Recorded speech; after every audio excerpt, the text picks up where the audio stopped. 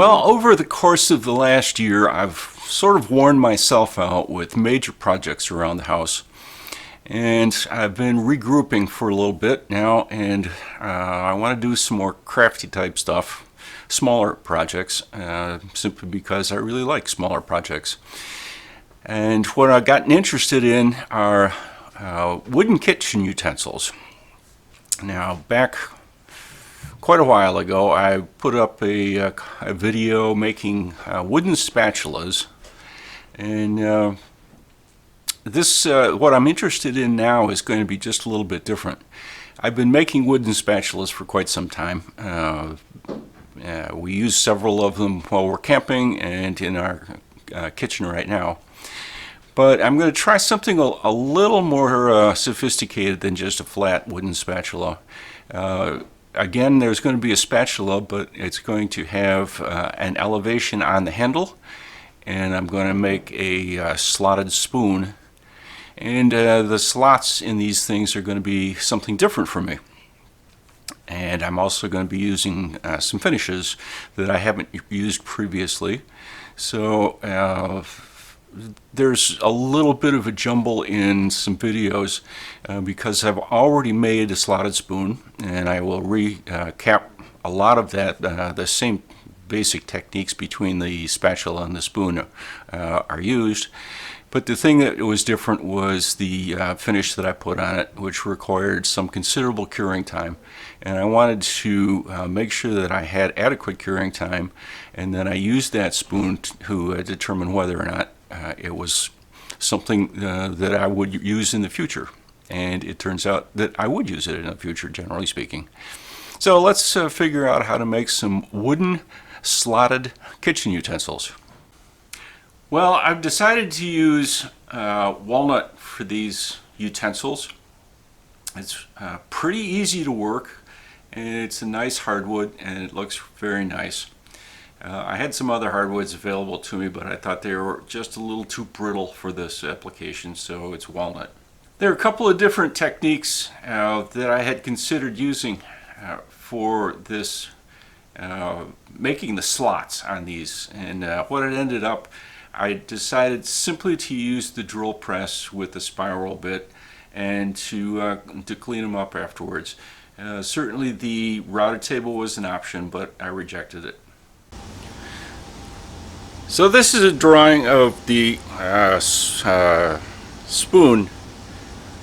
that I want to build, and you can see that it's 3.5 inches wide from here to here. And what's important is it's 3/8 inch thick, because the interior is going to be sculpted out somewhat, with the idea that it's going to be used for things like pulling out poached eggs and things that need to settle down into the center. They're going to have 3/16 inch slots, and then back here, the handle is going to be attached, which is not going, and this is not going to be a flat spoon. The handle is going to be at an angle upwards. So overall, from the top to the bottom, this particular spoon is 6 inches. The spatula is a little simpler case because it's just a flat face here, and the handle is going to attach. Again, they're going to be 3/16 inch slots. It's going to be 3 inches side to side, and it's going to be 4 inches front to back. And all of these slots are there to just drain materials. And the only shaping on this one really is going to be make sure that there's a relatively sharp front edge, so that the bottom is going to be ground down somewhat, and to be able to slip under things that you're cooking, like a fried egg, say, that you can get under it easily without having to move everything.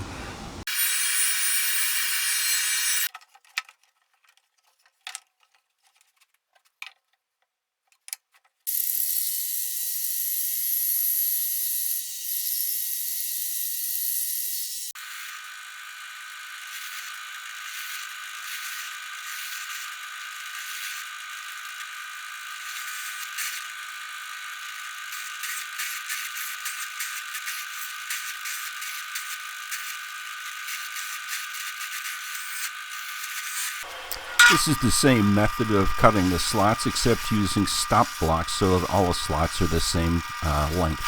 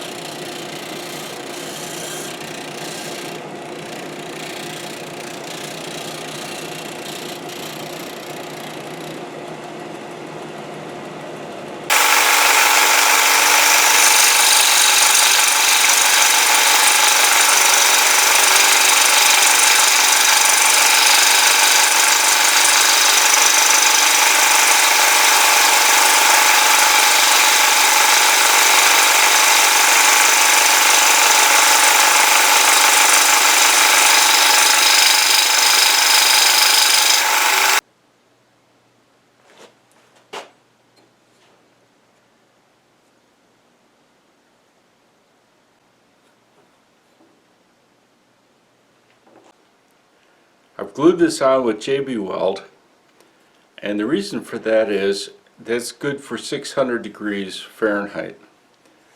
And the whole purpose of this is to be able to be dunked into boiling water. And normal epoxy is not good, generally speaking, above several degrees, a lot of degrees below boiling. So the whole purpose of this is to pick up a poached egg and put it on a piece of toast for breakfast. But the next thing is to pretty it up. I mean, this is pretty ugly. So we're going to grind this down and start to shape it.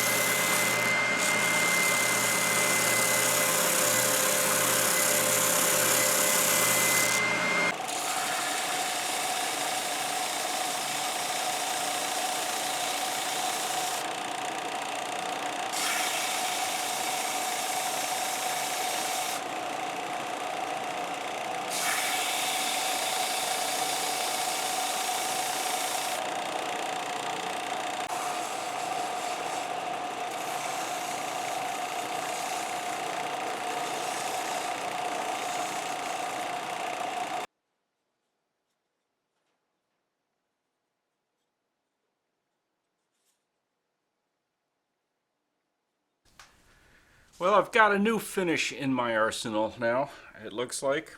I've never used this particular product previously.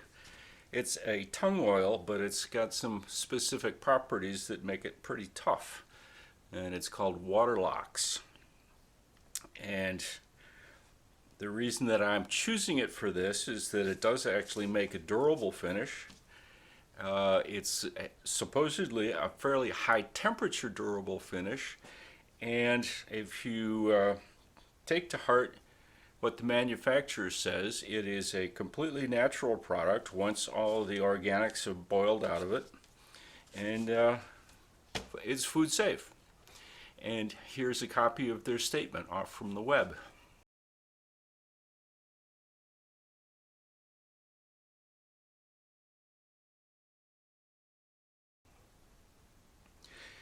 Now, if you stopped that and read through it or made a screenshot of it, the pertinent facts are that it's natural, food safe, but the things that you have to pay attention to are how much time has to pass in the use of this product if you're going to use it as food safe. I think I'm ready to apply some finish here, and I'm going to do the same thing that I did with my spatula or my slotted spoon, which I actually completed closing in on 2 months ago because I wanted to give plenty of time before I used it in a cooking situation to polymerize and get all the organics out. And I know very well now that it stands up to boiling water very nicely, and this makes a very good product. As I said in the slotted spoon,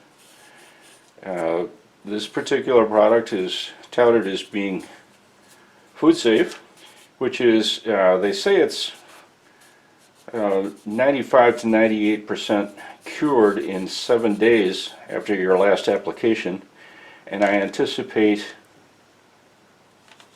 3 to 4 applications,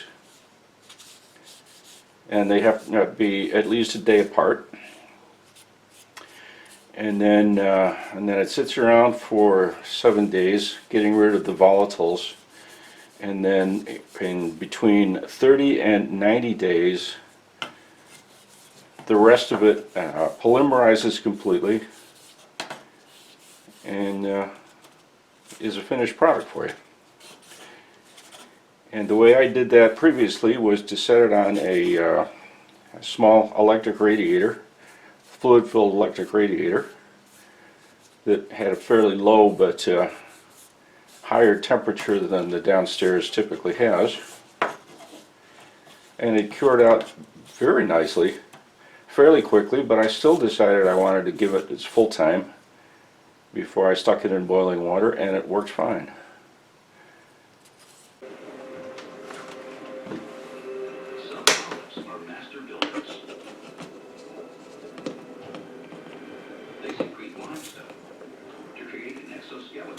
That builds up at a slow pace, rarely more than 1.5 inches a year.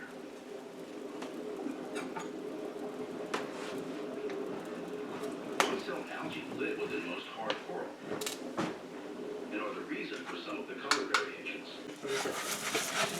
The last thing I need is lemon juice. So I'm just going to cut this in half.